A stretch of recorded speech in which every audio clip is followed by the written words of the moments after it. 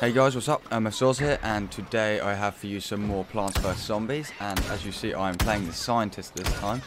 This is a character that I did want to show you quite a bit as well. I would like to also add that this may be the last Plants vs Zombies video from me for a while, because obviously we're coming up to the release date of Titanfall, and I will most likely be bringing out Titanfall videos alongside the TF2 videos. Also, I'm going to apologise now in case you hear any construction workers. There is construction workers near my house currently, so apologies for that. But right, now back actually into the game itself. The Scientist is pretty much like the Scout in its own ways. He has a scattergun and whatnot. As you can see here, you can shoot at long range.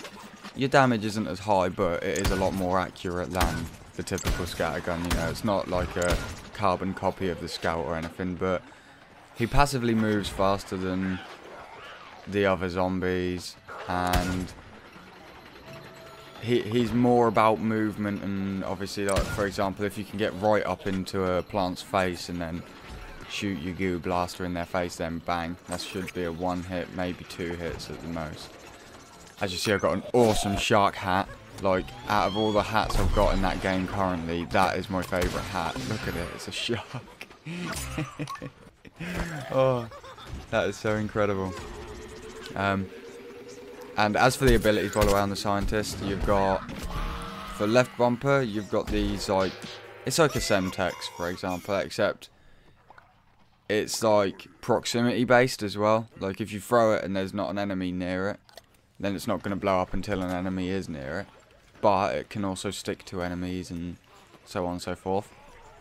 Then the ability that you have for the button Y, or well, when it comes out on PC it's going to be something different to that. But yeah, that's like a teleport type of thing. That you'll teleport probably about 10 steps in front of you, and you obviously, it charges up twice, so you can use it twice in quick succession if you'd like to, which that is pretty handy. And for the right bumper you have the heal station. Now this is, if I am correct, I think this is the only way for the zombies to actually heal apart from natural regeneration, or somebody playing in boss mode, which is like, boss mode is like the version that you can, when you choose your class at the start of the match, one player can choose boss mode. That's obviously providing you want to, and with boss mode you can either use the Kinect, you can use the Xbox control, or you can use like an iPad for example, and you basically see the map from above. You see all the enemies, you see all of the allies, and how like Plants vs Zombies was, you know, like when you could collect the sunflowers, or the little suns, sorry, and they gave you energy to put down plants and whatnot. Well, basically, if you're on the plant side and you're doing the boss mode like thing, then yeah, you still gather the suns. But if you're on the zombie team, then you gather the brains. And you have abilities that you can cast down, like for example, there'll be one that is like a, sort of like a UAV. So like for example, when you can see where a plant is behind a building by a little picture, that means there's likely to be a Zomboss radar near them. So it's just sort of like a very strong UAV as such. And then there's the normal typical airstrike, which is a normal typical airstrike. What else is it? There's a healing strike, which is like an airstrike except it heals. And there is, what is that last one? Ah, it's a revive strike, and it's just basically like a airstrike that revives fallen allies. To be honest with you though, obviously they all cost different amounts of brains, but the revive one, you don't usually get more than one person with it, so I think that the healing ability with the Scientist is fantastic. But I do also feel that the sunflower has got a much more reliable way to heal because, oh, I had to go on a muting spree right here. But thing is, the sunflower can move while healing, you know, kind of like the medic in TF2. Whereas the scientist can only drop the healing thing. But the good thing about that is you can heal multiple people at once, providing they are willing to remain at the healing station. Now, that's an issue because, especially, sometimes you'll get a challenge like heal 10 players in a session. And these players, they just don't stop moving and you're like, quick, take my healing station! And then they're just like, you throw it down in front of them and they just like walk around it. You're like, no, this is good for you. Take it. Heal. Now. And they're just like, nope. And you're just like, oh my god, I'm going to throw it in your face. Just kind of like that, you know. But I think Plants vs Zombies, it really did shock me. Because I didn't think PopCap could pull it off like this, you know, like... Because they've always been doing arcade games and whatnot, and then they go for a shooter. But they really did. They did a brilliant job. Like, I've spent quite a few hours playing this game. Like I say, when Titanfall gets here, I'm likely to just disregard Plants vs Zombies for a while.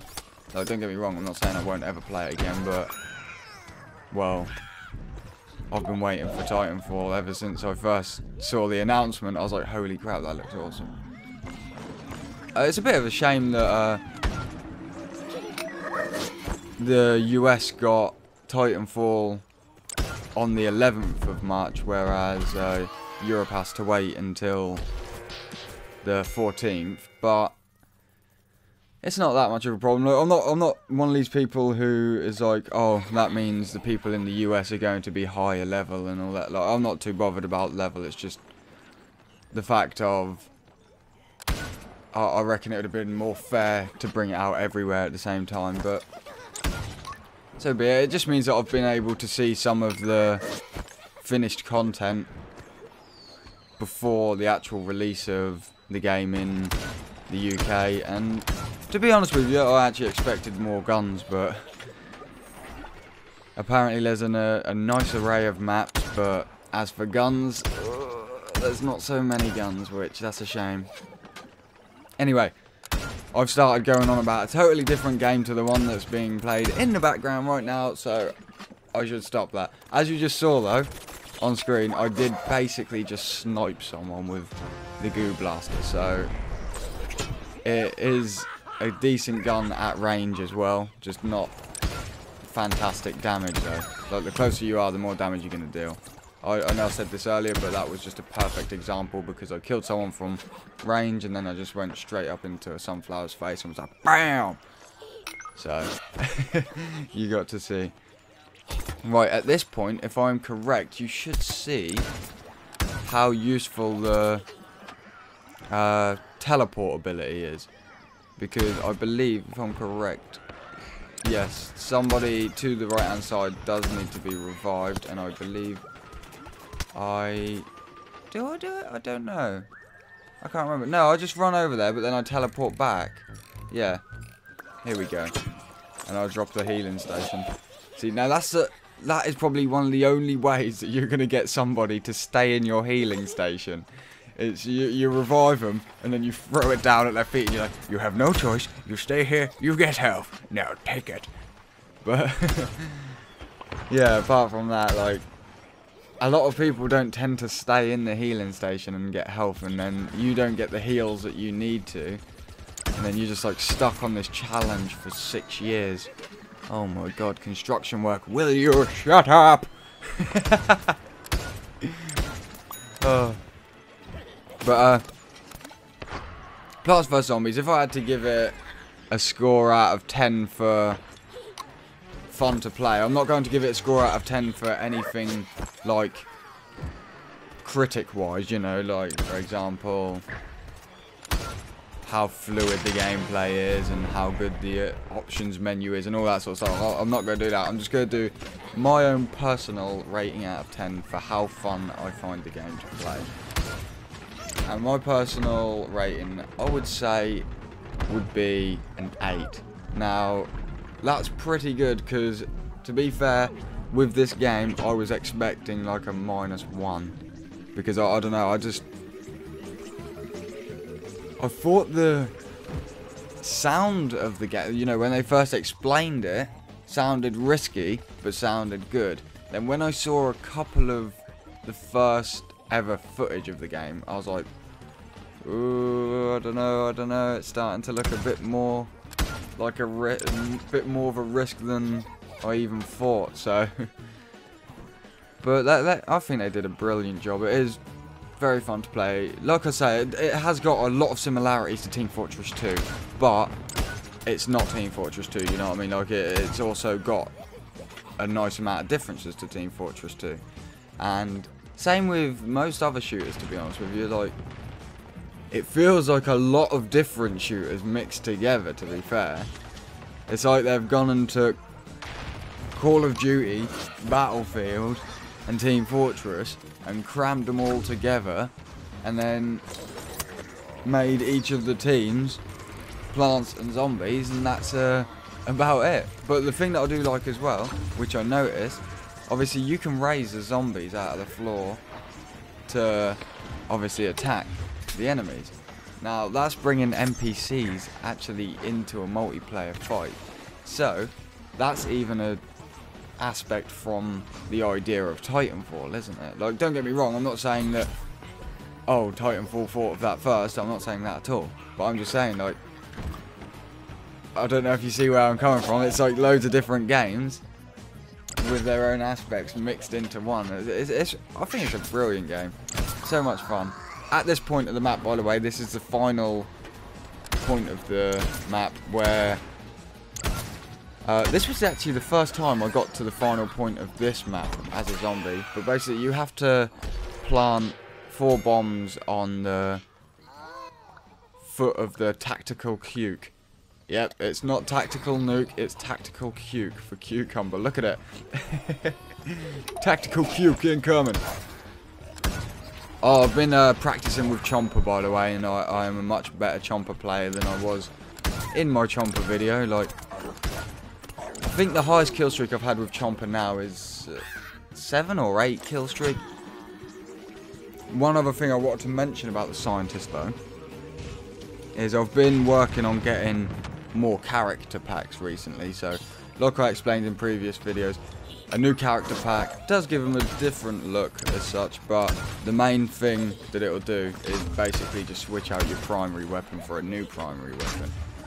I did want to get one for the scientist character pack, but so far, because it gives you a random character pack, so far I've only unlocked ones for other characters, like such as I've got the electric cactus, and I've got the, I think it's the hockey star instead of the all-star. You know, it's like a all-star, except it's minigun, shoots like poison rounds or something like that.